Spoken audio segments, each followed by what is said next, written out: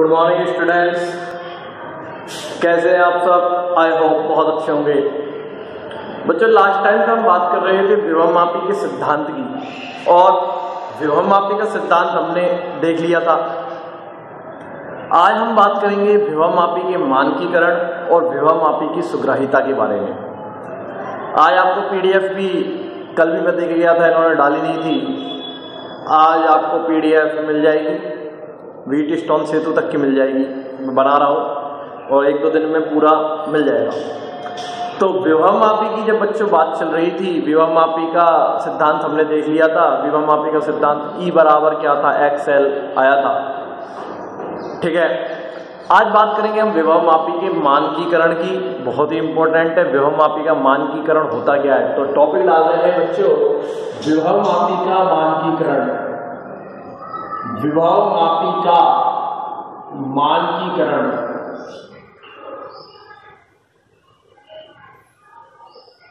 विभव मापी का मानकीकरण टॉपिक है, विभव मापी का मानकीकरण कर रहे हैं। तो अब देखिए, इसके लिए सबसे पहले सर्किट बनाना पड़ता है।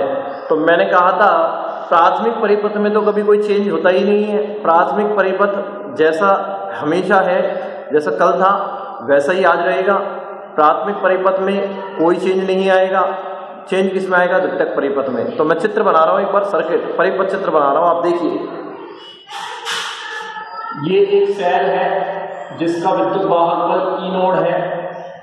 ये विभव मापी तार है, विभव मापी का 10 मीटर लंबा तार है। ये भी, ये धारा नियंत्रक है। 3 टांगे होती हैं, एक खाली रहती है। ये कुंजी K है। ये इसका प्राथमिक परिपथ हो गया। ये RH धारा नियंत्रक, ये कुंजी K और ये प्लस माइनस इस L, ये धारा आ गई है। ये प्राथमिक परिपथ है। ये नेवर एवर चेंज, प्राथमिक परिपथ नेवर एवर चेंज, कभी चेंज नहीं होता। ये ऐसा कैसे रहेगा? द्वितीयक परिपथ में एक मैंने मानक सेल लगा दिया जिसका विद्युत बल वाहक बल पता है। ये मानक सेल है, इसका विद्युत वाहक बल पता है। ये गैल्वेनोमीटर जोड़ दिया, गैल्वेनोमीटर से जोकी जोड़ दी। ये जोकी है, बिंदु C है, और ये संतुलित लंबाई L आ गई। हमेशा ये काम हो रहा है, संतुलित लंबाई आने का। ये द्वितीयक परिपथ है नीचे। अब विभव मापी के मानकीकरण से क्या तात्पर्य है बच्चों? देखो, विभव मापी की जो विभव प्रवणता थी वो इस सूत्र से दी गई थी। विभव मापी की विभव प्रवणता E node upon R plus R dash plus R, ठीक है, और R बटे L, ये सूत्र था। विभव मापी की विभव प्रवणता इस सूत्र से दी जाती है। आप मेरी एक एक बात को ध्यान से सुनिए बच्चों। विभव मापी की विभव प्रवणता इस सूत्र द्वारा व्यक्त की जाती है, और विभव मापी की विभव प्रवणता इस सूत्र द्वारा व्यक्त की जाती है। तो यहां पर R डैश क्या है? धारा नियंत्रक का प्रतिरोध, और R क्या है? सेल का आंतरिक प्रतिरोध। R डैश धारा नियंत्रक का प्रतिरोध है, धारा नियंत्रक का प्रतिरोध है। और R क्या है? Small r। स्मॉल r है किसका प्रतिरोध? सेल का आंतरिक प्रतिरोध है। और इन दोनों के मान हमारे को पता नहीं होते। सेल का आंतरिक प्रतिरोध पता नहीं होता है, धारा नियंत्रक का प्रतिरोध पता नहीं होता है। धारा नियंत्रक का प्रतिरोध और सेल का आंतरिक प्रतिरोध दोनों पता नहीं है, तो भाई विभव प्रवणता कैसे निकलेगी? नहीं निकल सकती। तो विभव प्रवणता नहीं निकल सकती इस सूत्र से। तो विभव प्रवणता का यथार्थ मान ज्ञात करने के लिए हम मानकीकरण करते हैं। तो पहले ऐसे लिखेंगे बच्चों कि विभव मापी की विभव प्रवणता इस सूत्र द्वारा दी जाती है, जहां पर R डैश धारा नियंत्रक का प्रतिरोध, स्मॉल r सेल का आंतरिक प्रतिरोध है। इनका मान हमें पता नहीं होता है, जिस कारण विभव मापी की विभव प्रवणता ज्ञात नहीं की जा सकती। विभव मापी की विभव प्रवणता ज्ञात नहीं की जा सकती, इसीलिए विभव मापी की विभव प्रवणता का यथार्थ मान ज्ञात करना ही विभव मापी का मानकीकरण कहलाता है। कि विभव मापी की विभव प्रवणता निकाले कैसे, ठीक है ना? तो उसके लिए मानकीकरण किया जाता है, यानी कि x का यथार्थ मान ज्ञात करना ही मानकीकरण कहलाता है बच्चों। कोई दिक्कत नहीं है। मानकीकरण का मतलब है x का यथार्थ मान ज्ञात करना। ठीक, अब इधर देखिए बच्चों, इसके लिए सर्किट बना दिया है। सर्किट क्या कह रहा है कि एक सेल जिसका विद्युत वाहक बल ई नोड है को धारा नियंत्रक RH व कुंजी K के साथ श्रेणी क्रम में जोड़कर इस संयोजन को विभवमापी तार के बिंदु A व B के मध्य जोड़कर आपन ने किसका निर्माण किया है, परिपथ का निर्माण किया है।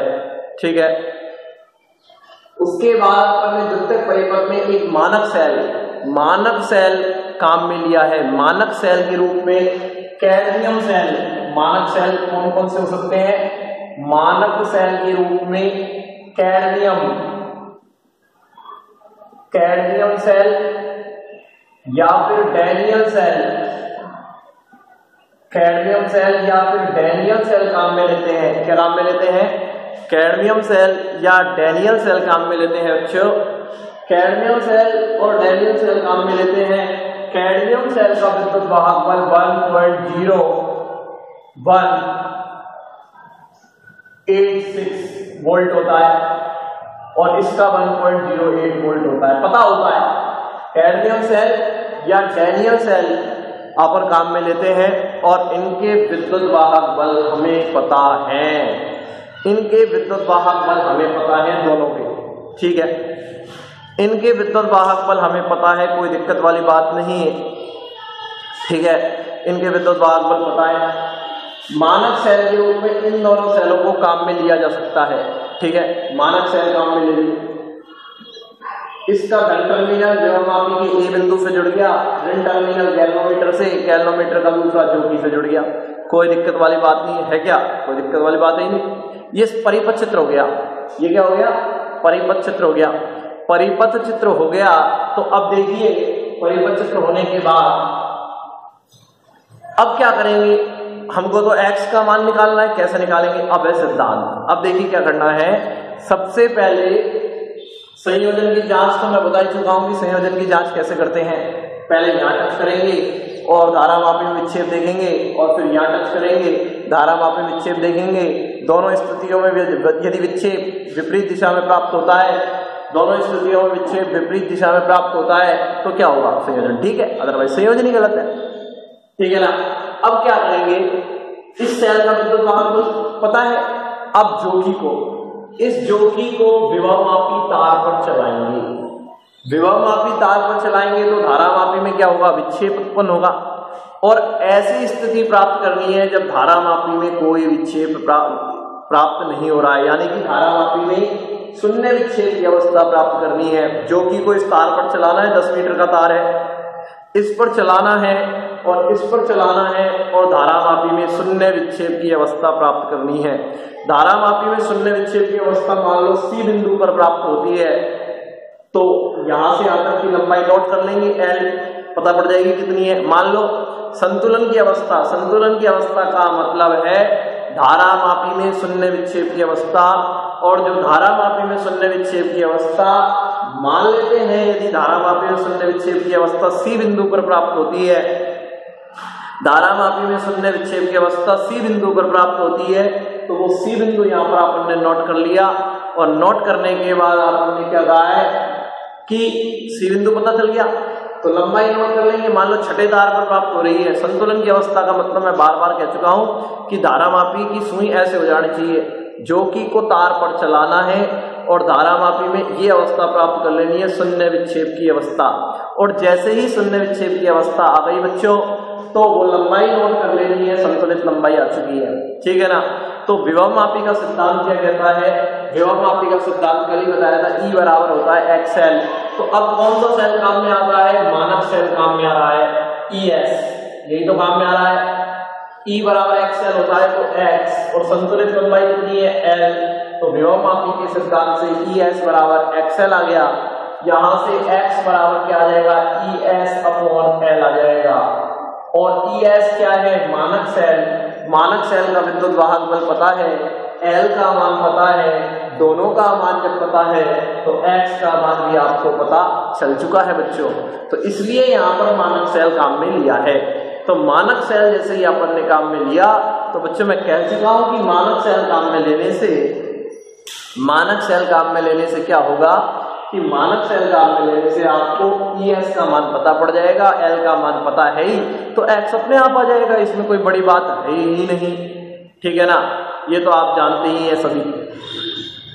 तो बच्चों ये बात हो गई है।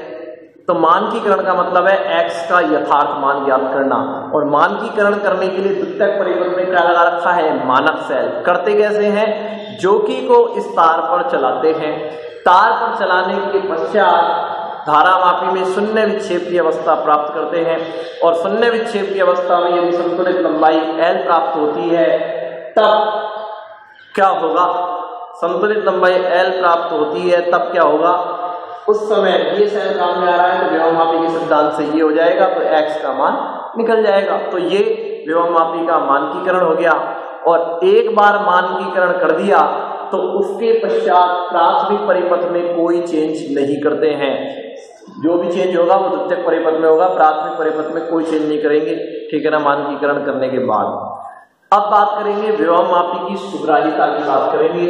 टॉपिक है विभवमापी की सुग्राहिता। विभवमापी की सुग्राहिता, विभवमापी की सुग्राहिता क्या कहती है, इधर सुनिए बच्चों। विभवमापी की सुग्राहिता ये कहती है, क्या कहती है विभवमापी की सुग्राहिता, विभवमापी की सुग्राहिता बच्चों ये कहती है कि विभवमापी की सुग्राहिता से तात्पर्य यह है कि वह अल्प से अल्प विभवांतर को भी नाप सके। क्या कर सके, अल्प से अल्प विभवांतर को भी नाप सके। विभवमापी की सुग्राहिता से तात्पर्य यह है कि वह अल्प से अल्प विभवांतर को भी नाप सके। सुग्राहिता बढ़ाने का मतलब होता है अल्प से अल्प विभवांतर को भी नाप लेना। ठीक है ना, सुग्राहिता का मतलब है अल्प से अल्प विभवांतर को भी नाप लेना। ठीक है, तो अल्प से अल्प विभवांतर को नापेगा कब, जब X का मान कम होगा। X का मान कम होगा तब सुग्राहिता बढ़ेगी बच्चों। क्यों, अब देखिए, सुग्राहिता बढ़ाने के लिए विभव प्रवणता, ये विभव प्रवणता है, ये क्या होनी चाहिए, कम होनी चाहिए। सुग्राहिता को बढ़ाने के लिए विभव प्रवणता X का मान कम होना चाहिए। और विभव प्रवणता X का मान कम कैसे होगा बच्चों, इधर देखिए, विभव प्रवणता X का मान कम क्यों होना चाहिए, क्योंकि विभव प्रवणता होती है एकांक लंबाई पर विभव पतन, और विभव पतन यानी कि विभव का ह्रास जितना कम होगा उतनी ही तो सुग्राहिता बढ़ेगी। तो कहने का मतलब है सुग्राहिता का मतलब है विभवमापी अल्प से अल्प विभवांतर को भी नाप सके। क्या कर सके, विभवमापी अल्प से अल्प विभवांतर को भी नाप सके, वो विभवमापी की क्या होती है बच्चों, सुग्राहिता होती है। और सुग्राहिता कैसे इंक्रीज होती है बच्चों, विभवमापी की विभव प्रवणता कम होनी चाहिए। और विभवमापी की विभव प्रवणता ही कम क्यों होनी चाहिए, क्योंकि विभव प्रवणता का मतलब है एकांक लंबाई पर होने वाला विभव पतन। तो जब पतन ही कम होगा तभी तो सुग्राहिता बढ़ेगी। तो X का मान कम होगा तब सुग्राहिता बढ़ेगी। तो X का मान कम कैसे होगा, इसके दो तरीके हैं। इधर देखिए कैसे, X बराबर एक सूत्र पढ़ा था I/R/L। हमको सुग्राहिता बढ़ाना है यानी कि X का मान कम करना है। तो X का मान कम कैसे हो सकता है, धारा के मान को कम कर दो, I के मान को कम कर दिया जाएगा, X का मान ऑटोमेटिक कम हो जाएगा। इसका मतलब है सुग्राहिता बढ़ जाएगी। यानी कि विभवमापी की सुग्राहिता को बढ़ाने के लिए अर्थात X के मान को कम करने के लिए I के मान को भी कम करना चाहिए, I के मान को भी कम करना चाहिए। और यानी कि इस प्राथमिक परिपथ में धारा के मान को कम करना चाहिए। प्राथमिक परिपथ में धारा के मान को कम करने से क्या नुकसान होगा, धारा के मान को कम करेंगे तो इस तार पर जो विभव पतन होगा, इस तार पर जो विभवांतर होगा, धारा कम जाएगी। तो इस तार पर, इस पूरे तार पर विभव पतन नहीं हो पाएगा, वोल्टता का पतन नहीं हो पाएगा। तो प्राथमिक परिपथ में धारा कम करने से तार के दोनों बिंदुओं के बीच में पूरे तार पर विभव नहीं फैल पाएगा। तो धारा कम करने से नुकसान, धारा कम करने से विभव प्रवणता कम हो गई, सुग्राहिता बढ़ गई, लेकिन पूरे तार पर विभव नहीं फैल पाएगा, जिससे रीडिंग सही नहीं आ पाएगी।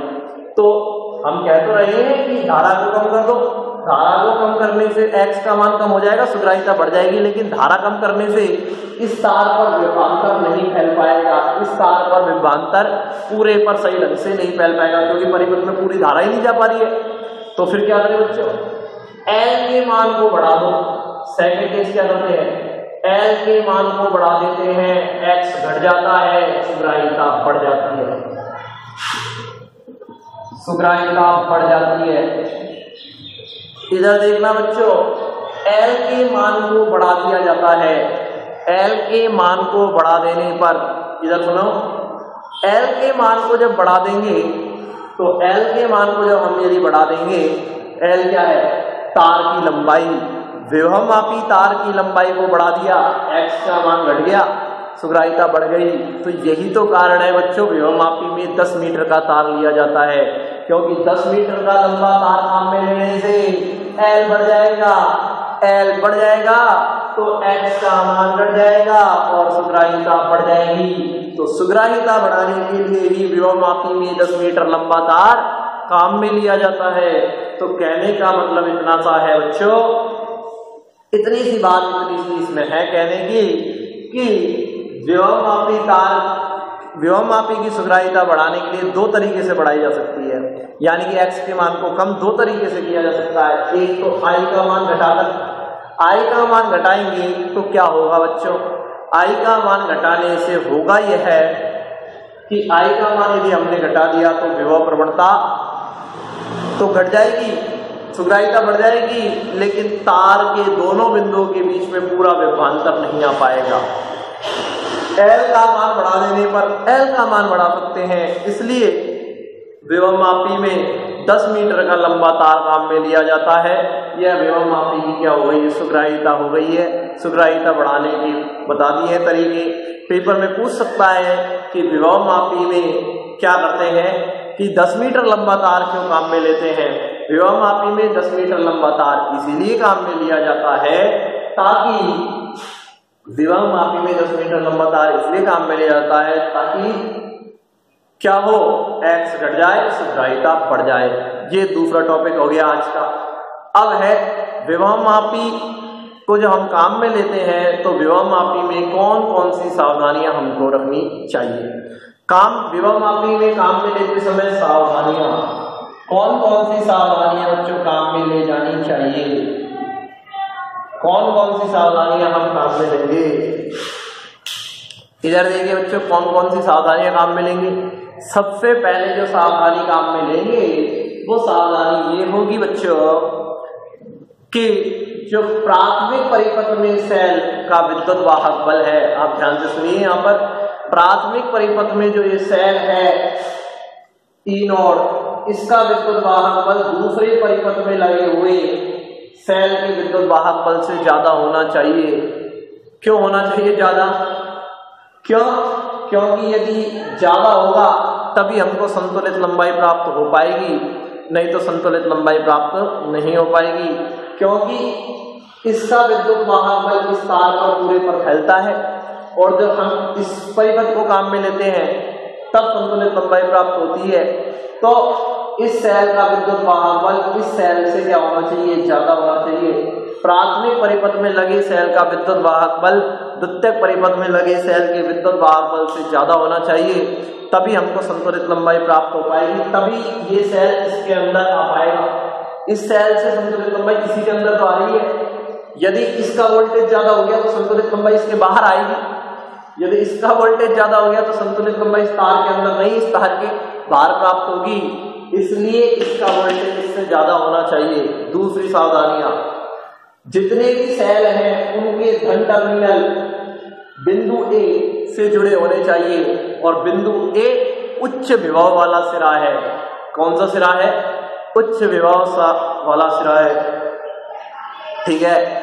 तो जितने भी सेल जुड़े हुए हैं उनके सभी के धन टर्मिनल बिंदु A से, यानी कि विभवमापी के उच्च विभव वाले सिरे से जुड़े होने चाहिए, ठीक है। कोई दिक्कत नहीं है। तीसरा, 2 हो गई है। तीसरा है सेल से तार में अधिक समय तक धारा प्रवाहित नहीं करनी चाहिए। ये मैंने मीटर से तुम्हें बताया था, सेल से तार में अधिक समय तक धारा प्रवाहित नहीं करनी चाहिए। क्यों? क्योंकि यदि सेल से तार में अधिक समय तक धारा प्रवाहित करते हैं तो ऐसा करने से बच्चों तार गर्म हो जाता है। तार गर्म हो जाएगा तो उसका प्रतिरोध बदल जाता है, और प्रतिरोध बदल गया तो विभव प्रवणता बदल जाएगी, जो हमको काम में नहीं लेना है, ऐसी बात, ठीक है ना। तो ज्यादा समय तक धारा प्रवाहित नहीं करनी है, जब आवश्यकता हो तब ही धारा प्रवाहित की जानी चाहिए, ठीक है। अब है बात कौन सी? चौथी, ठीक है। चौथी बात ये कहता है कि जोकी को इस तार पर रगड़कर नहीं चलाना चाहिए। जोकी को इस तार पर रगड़कर क्यों नहीं चलाना चाहिए? क्योंकि ऐसा करने से तार का अनुप्रस्थ काट क्षेत्रफल मोटाई बदल जाती है, जिससे रीडिंग बदल जाती है, क्योंकि एक्स बदल जाएगा तो रीडिंग बदल जाएगी। तो ये कुछ सावधानियां हैं जिनको हमको विभवमापी के प्रयोग के दौरान आपन को सावधानी रखनी चाहिए, ठीक है। तो मानकीकरण हो गया, सुग्राहिता हो गई, विभवमापी के समय जो जो सावधानी काम में ली जानी चाहिए वो सावधानियां हो गई हैं, ठीक है ना। तो ये बात हो गई है। अब बच्चों इसके आगे की बात हम नेक्स्ट क्लास में करेंगे। अब बच रहे हैं विभवमापी के 5 अनुप्रयोग, ठीक है। विभवमापी के 5 अनुप्रयोग हम कोशिश करेंगे 3 या 4 दिन में इस चैप्टर को खत्म करा दें। विभवमापी के 5 अनुप्रयोग बच रहे हैं, वो 5 अनुप्रयोग 3 दिन में मैं कोशिश करूंगा कि 3 दिन में हो जाए। एक तो मेरे मोबाइल में क्या है कि 31 मिनट 45 सेकंड से ज़्यादा का वीडियो बनता नहीं, और फिर ये डालते भी नहीं इससे ज़्यादा का, ठीक है ना। तो आप लगातार पढ़ते रहे बच्चों, नोट्स बनाते रहें। यदि आप लगातार पढ़ नहीं रहे, याद नहीं कर रहे हैं, तो एक स्थिति ऐसी आएगी जब आपको कुछ याद ही नहीं रहेगा। समझ में आना अलग बात है, लेकिन उसको लर्न रखना, याद रखना अलग बात होती है, ठीक है ना। समझ में तो मैं बोल रहा हूँ तो समझ में आ ही जाएगा, ठीक है ना। ऐसे कोई 4 बार बोल रहा हूँ तो समझ में आएगा, लेकिन उसको आप याद रख रहे हैं। आपसे कोई 10 दिन बाद पूछ ले कि किरचॉफ का द्वितीय नियम क्या है, किरचॉफ का पहला नियम क्या है, और आप नहीं बता पा रहे हो, इसका मतलब आप याद नहीं कर रहे हो, समझ रहे हो। केवल समझना और याद करना तो अलग अलग बातें हैं। तो मैं आपसे यही कहूंगा कि आप लगातार याद करते रहें, ठीक है, जिससे कभी भी आपको स्कूल खुले 1 महीने बाद 2 महीने बाद जब भी तो आपको कोई लोड नहीं आए। नहीं तो आपके पास एकदम से इतना लोड आ जाएगा, इतनी सारी चीजें हो जाएंगी एकदम से, तो फिर आप और ऑटोमेटिक डिप्रेशन में चले जाएंगे। तो आप इस बात को ध्यान रखें। आज के लिए इतना ही काफ़ी है। धन्यवाद।